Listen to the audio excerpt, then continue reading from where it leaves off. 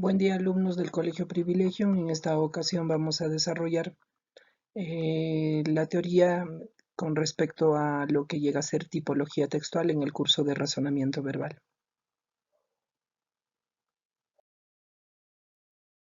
Cuando se menciona acerca de lo que es la tipología textual, vamos a tener en cuenta lo que son los tipos de texto, ¿no?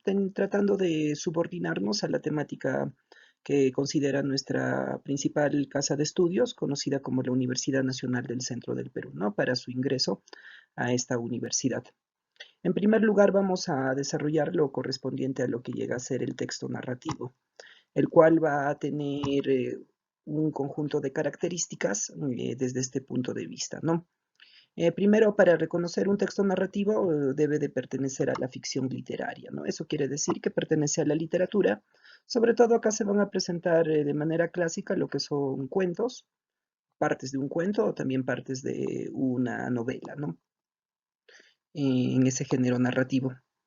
Su segunda característica es que se va a desarrollar hechos, va a haber una dinámica de hechos, de acciones en un determinado transcurso de tiempo, ¿no? Lo que podríamos considerar como un inicio, un desarrollo, un final, ¿no? Entonces esa dinámica obviamente se va a dar a través de lo que llega a ser la categoría gramatical del verbo, dado que el verbo nos presentan acciones. Y también esa característica va de la mano con el dinamismo que tiene este transcurso de acciones o de desarrollo, ¿no? Tenemos acá un ejemplo, el texto se titula Encuentro y dice así, ¿no? Pronto se hizo de noche y la caravana hizo un alto para armar las tiendas y descansar hasta el día siguiente. Eli se durmió, pero Abdi se quedó despierto pensando en lo que le había dicho el anciano. Entonces notó la presencia de alguien a su espalda y se dio la vuelta para ver a los hombres que había reconocido en el viaje de ida al palacio, el mezquino Al-Miskin y el inmundo Ratif. Llevaban ropa nueva y un oloroso perfume. ¿Qué haces tú por aquí? ¡Qué casualidad! Dijo Al-Miskin con voz falsa y melosa. Sí, qué casualidad, repitió Ratif, que no era muy ocurrente. Los dos hombres trataron de disimular su sorpresa mientras Abdi les contaba todo lo que había pasado. Cómo la serpiente que le había dado al rey se convirtió en un collar y cómo el rey le había recompensado con oro. Miskin y el ratonil Ratif nunca habían oído un chiste tan bueno. Se revolcaron de risa en el suelo sin poder parar hasta dejar hecha un desastre la ropa tan nueva que llevaban. Las aventuras de Abdi, Madonna. Si analizamos, este texto pertenece a la literatura. Esta cantante pop llamada Madonna ha incursionado en la literatura. Entonces es el extracto de una pequeña novela infantil que es Las aventuras de Abdi, ¿no? Pertenece a la ficción literaria, ¿no?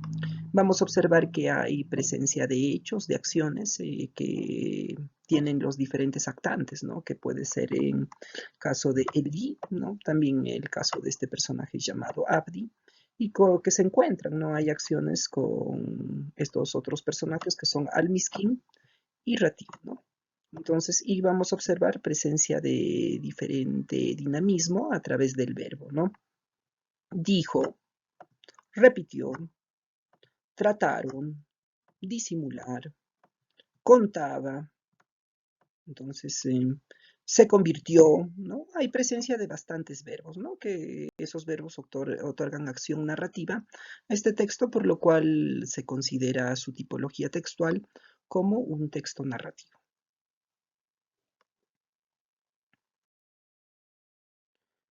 Tenemos acá otro ejemplo, el texto se titula Injurias. Había soportado las 1000 injurias de Fortunato lo mejor que había podido, pero cuando se atrevió a insultarme, juré que tomaría venganza. Ustedes que conocen tan bien la naturaleza de mi alma, no supondrán, sin embargo, que lancé abiertamente una amenaza. Con el tiempo me vengaré. Esto estaba claramente definido, pero la misma resolución con que había tomado tal decisión me impedía ponerme en riesgo. No solo debía castigar, sino también castigar con impunidad. Una injusticia permanece impune cuando la retribución perjudica al vengador, y permanece igualmente impune cuando éste falla en presentarse como tal ante aquel que lo ha agraviado. El barril de Amontillado, Edgar Allan Poe. Observando este ejemplo, nos daremos cuenta que en el texto hay bastantes acciones, ¿no? A través de los diferentes personajes, ¿no? Sobre todo se menciona a un Fortunato, ¿no? Desde la primera persona, el cual ha llegado a injuriar, ¿no? Al personaje principal, y este personaje principal empieza a planear a través de su mente, a través de su cavilación, lo que va a ser su venganza, ¿no? Entonces utiliza muchísimos verbos. Entonces dice soportado, ¿no? Me ha insultado, juré, conocen, lancé, me vengaré o se vengará, impedía, castigar, eh, permanecer, ¿no? Perjudicar, agraviado, ¿no? Entonces, diferentes verbos que van a dar la acción, el desarrollo de acontecimientos, ¿no? Y también el texto no es un texto que te presente idea científica, un contenido científico, sino es un texto de carácter literario, ¿no? Es un cuento del autor romántico, padre del misterio norteamericano, Edgar Allan Poe, ¿no? Titulado este cuento, El barril del amontillado, como se observa en la portada de este libro, ¿no?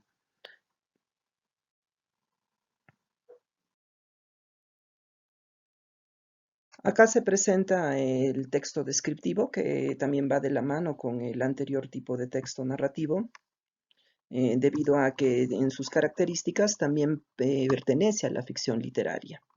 O sea, una vez más, es un texto que puede ser un pasaje de un cuento, un pasaje de una novela, ¿no? Ahora, la diferencia en sí es que acá el texto va a ser eh, importante porque llega a tener características de un determinado objeto, ¿no? O también puede ser de un determinado personaje literario, ¿no? Por eso se llama descripción, ¿no?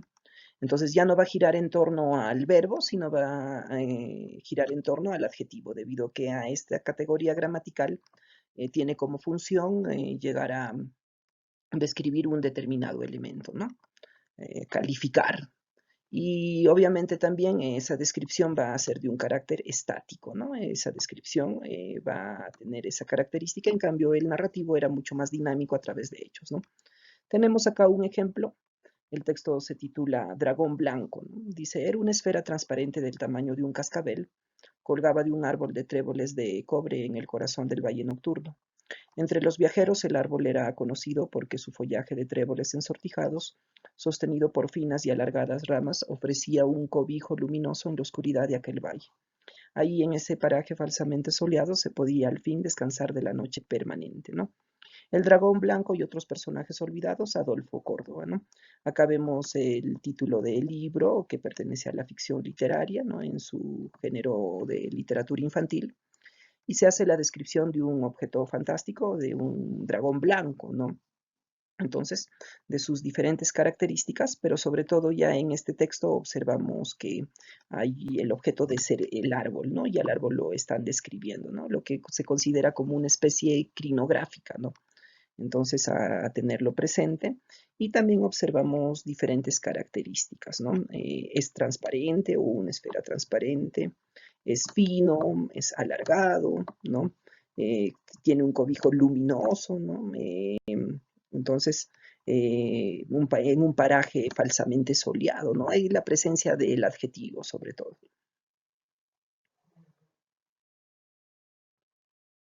En tercer lugar, tenemos al texto expositivo. Aquí sí ya cambia ciertamente el rubro, ¿no? Porque sus características son las siguientes, ¿no? Me va a mencionar que pertenece a una información de carácter objetivo y real, ¿no?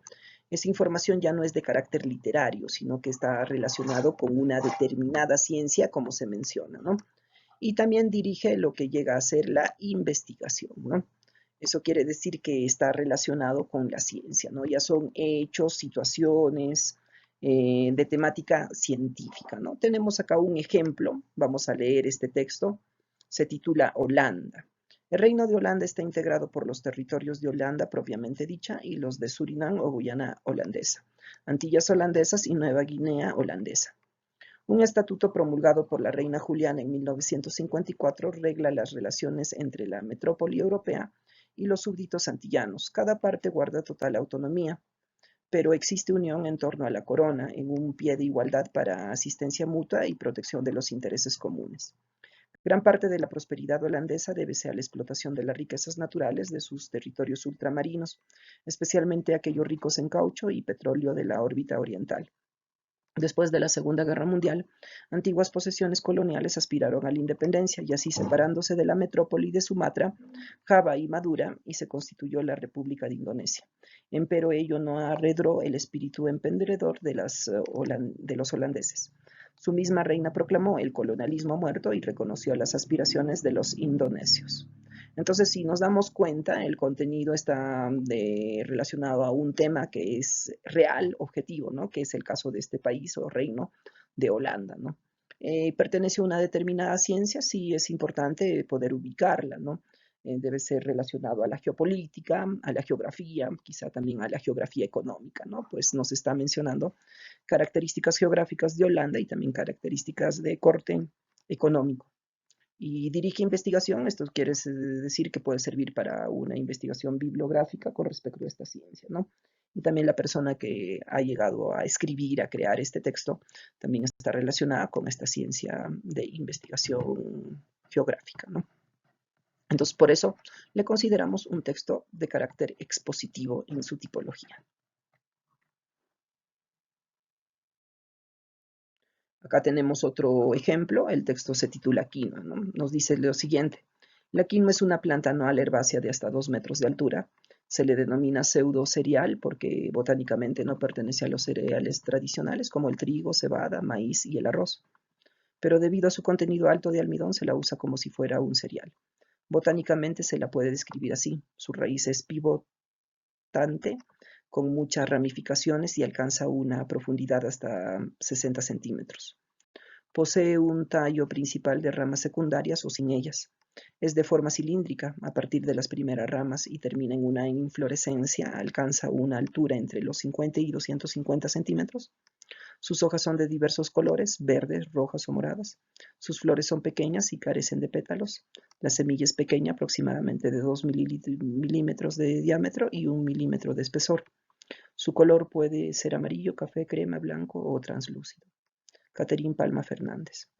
También observamos el tema que nos está presentando es de carácter real, carácter objetivo. Aquí no existe en la realidad en nuestro país, sobre todo su cultivo en los Andes. Se dan diferentes características de esta quinoa que es en la realidad. Pertenece a una determinada ciencia, ¿no? Acá podremos considerarlo en las ciencias naturales, específicamente en la botánica, ¿no? Obviamente también tiene relación con la agricultura y otras ramas científicas, ¿no? Y si es que también nos damos cuenta, este texto puede servir para citarlo en un trabajo bibliográfico, por eso dirige investigación. Y proviene también de una investigación científica hecha por las personas que dominan ciencias naturales, las personas que han desarrollado lo que es la botánica, la agricultura, ¿no? Por eso nos dan a través de su observación científica las características de este pseudo cereal, como se menciona en el texto, ¿no? Por eso lo consideramos un texto de carácter expositivo.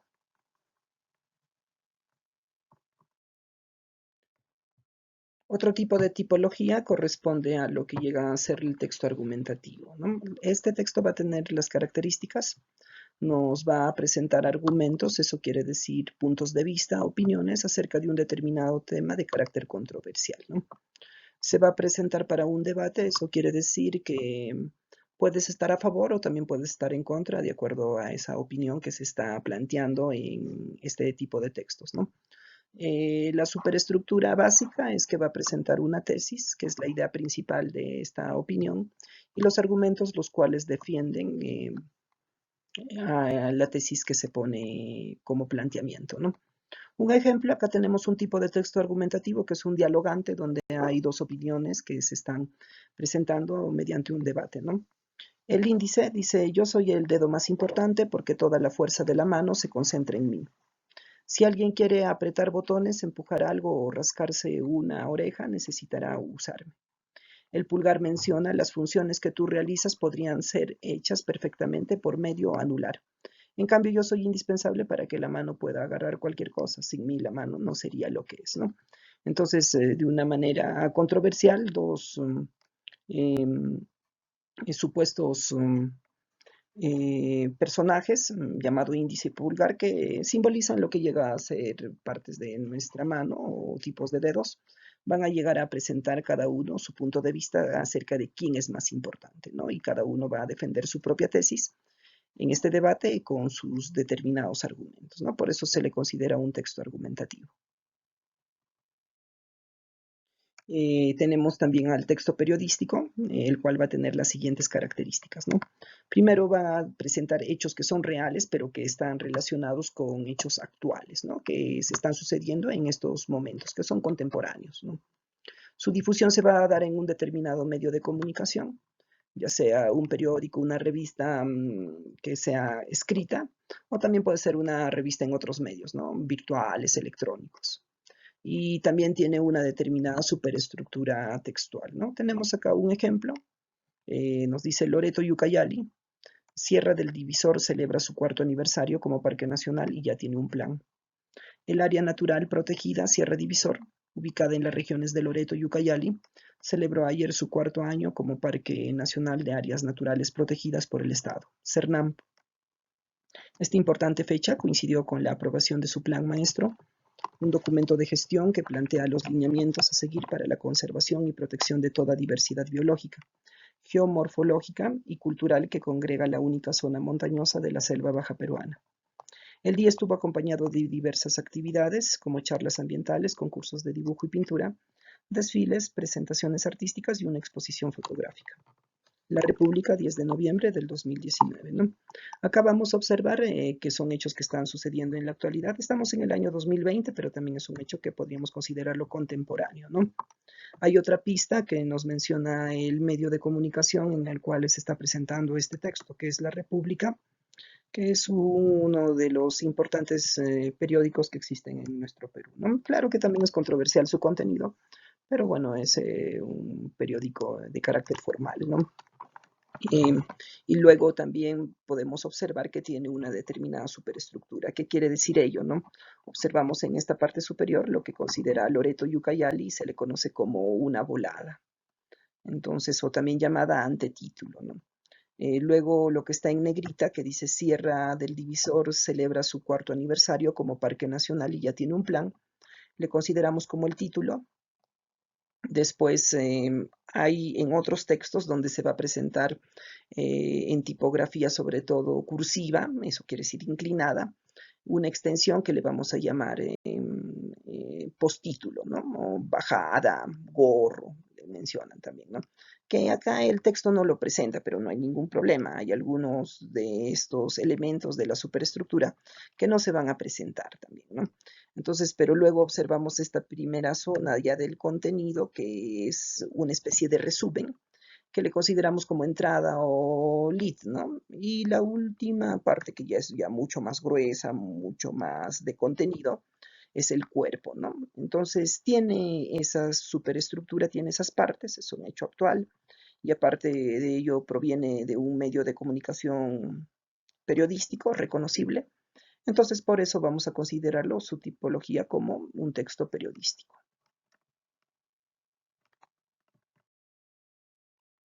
También hay que tener presente que lo que corresponde a las historietas, también llamados cómics, van a estar considerados como textos periodísticos, debido a que en un inicio, antes de tener el formato del libro, estas tiras cómicas llegan a salir en la parte de miscelánea de los textos periodísticos, ¿no? Acá tenemos un ejemplo con respecto a Mafalda, el cual tiene dos viñetas, ¿no? La primera viñeta y la segunda viñeta, debido a que hay ese espacio de separación entre estas acciones, ¿no? También observamos que hay gestos, hay códigos no verbales, hay onomatopeyas que vienen de la radio, ¿no? Que está relacionado con las notas musicales, hay movimiento también con estas líneas ondulantes, y también se presenta lo que llega a ser una especie de burbuja, ¿no? Donde Mafalda puede manifestar lo que está pensando, ¿no? También tenemos acá otra historieta, también de carácter humorístico, en el cual se observa cuatro viñetas, cuatro espacios, ¿no? Entonces también hay onomatopeyas por el sonido de esta especie de mosquito, y también hay el caso de una burbuja, ¿no? Entonces también cuando se observe historietas vamos a considerarlas como textos de carácter periodístico. El sexto tipo de texto se le considera como persuasivo, también le vamos a llamar publicitario.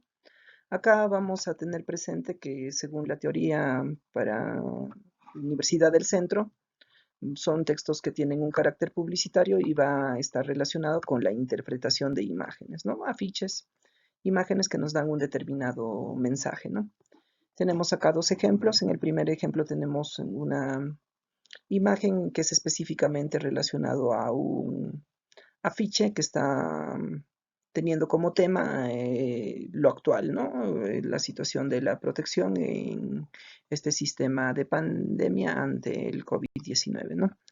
Y en el segundo caso tenemos una imagen en donde se interpreta tanto de carácter denotativo, de manera connotativa y conativa, ¿no? Ahí observamos que el árbol es muy beneficioso, muy humilde en dar su regalo, los frutos que tiene, que nos proporciona. En cambio, el ser humano tiene como regalo un hacha, ¿no? Que le va a quitar la vida a este noble ser de la naturaleza, ¿no?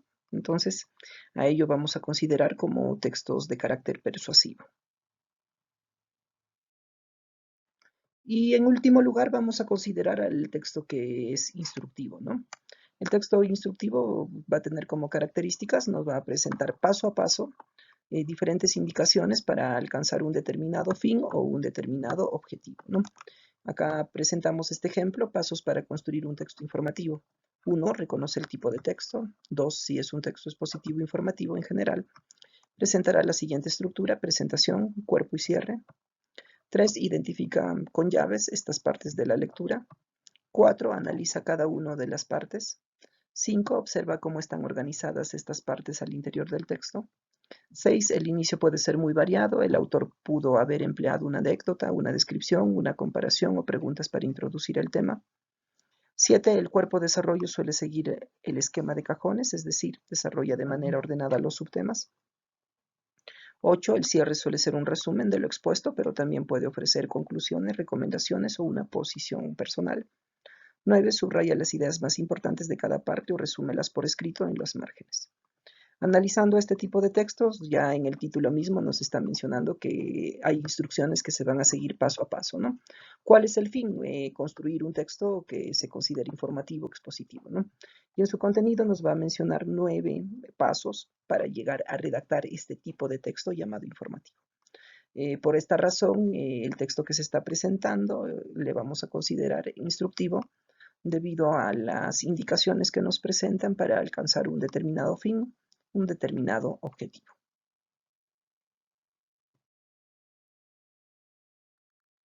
Muchas gracias por su atención. Nos veremos en las clases programadas de acuerdo a dirección para poder resolver algunas inquietudes y también para desarrollar algunos ejercicios con respecto a esta temática de tipología textual.